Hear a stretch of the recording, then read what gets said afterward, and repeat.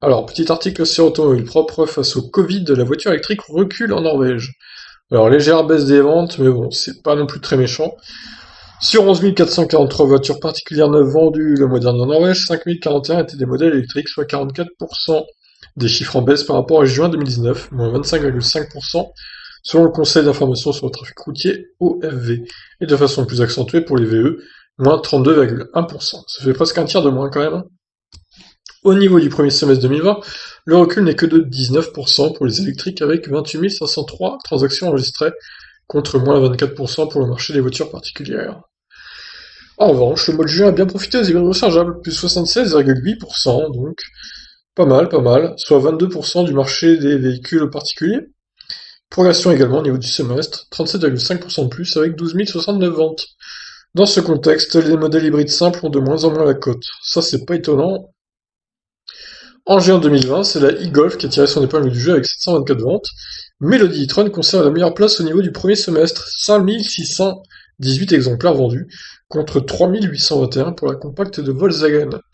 Donc vous vous rendez compte qu'en Norvège, c'est quand même l'Audi e-tron qui est en tête des ventes de voitures électriques, alors que c'est un véhicule très cher, très lourd, très peu efficient. J'ai du mal à comprendre là. Pour le coup, c'est vraiment très étrange le marché de la voiture électrique en Norvège. Ça n'a rien à voir avec le nôtre, hein, pour le coup. Bon, on va passer à leur tableau, nos amis norvégiens, là, ça sera plus simple.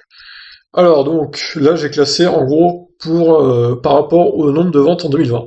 Donc, vous voyez, c'est le Ditron avec 5618 ventes, qui est en tête, comme a dit l'article, devant l'iGolf, et le Kona, troisième, quand même, hein, 2501 ventes, devant la Nissan Leaf, tout proche derrière, 2428 ventes.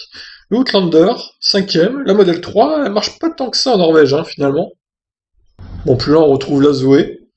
La Skoda Octavia, bon, ça, c'est des hybrides rechargeables, hein, de toute façon. Toyota CHR, douzième. Puis voilà, après, il y a beaucoup de Toyota, quoi. Peugeot 208, Mercedes EQC. Ah bah, quel que soit le marché, le EQC marche pas, hein, de toute façon, ça, c'est clair. Donc ça, si je trie là, du coup, ça va normalement mettre le classement par rapport aux ventes de juin. Ouais, ça doit être ça. Donc on avait la Golf, donc la e-Golf en tête devant le Kona, la Model 3 troisième devant le XC40 de chez Volvo, le e-tron, un peu moins bien placé en juin. La Nissan Leaf plus loin derrière, la CHR, Mercedes EQC, Kia Soul, Toyota Yaris, Renault Zoé assez loin en mois de juin. La Zoé qui marche pas énormément en Norvège. Étonnant, étonnant. Et on va voir, tiens, en 2019, ce qui s'est vendu le plus. Ah bah c'est la Model 3 qui a gagné 2019, devant la e-Golf, devant la i3, la Leaf, Mitsubishi Outlander. Mitsubishi Outlander, hein, qui marche bien là-bas, hein. En même temps, c'est vraiment un pays assez montagneux aussi, donc avec beaucoup de neige. Donc j'imagine qu'avoir un Mitsubishi Outlander, ça peut s'avérer utile. Et d'ailleurs, on voit qu'il y a beaucoup de 4 roues motrices, hein. C'est peut-être aussi pour ça que l'Audi e-tron marche si bien là-bas. D'ailleurs, c'est sûrement l'une des principales raisons d'ailleurs. Donc voilà, pour la Norvège, un marché complètement différent par rapport au nôtre, ça c'est clair.